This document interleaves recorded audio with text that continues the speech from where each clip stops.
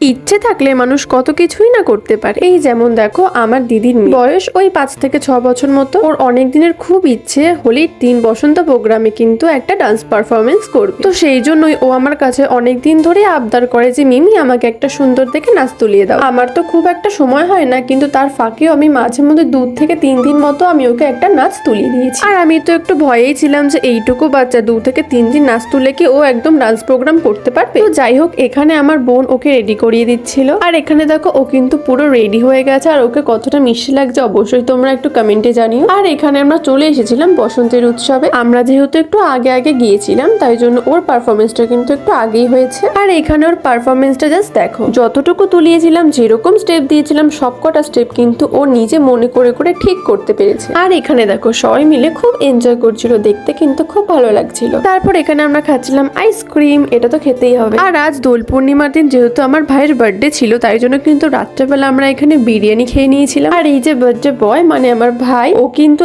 একদমই camera person না, তাই জন্য ভালো করে মুখটা দেখাতে পারলাম না। তো চলো আজকের মিনি ভ্লগটা এখানেই শেষ করছি। কেমন লাগলো তোমরা অবশ্যই কমেন্টে জানিও। তো চলো আজকের মতো টাটা, দেখাবে নেক্সট ভ্লগে।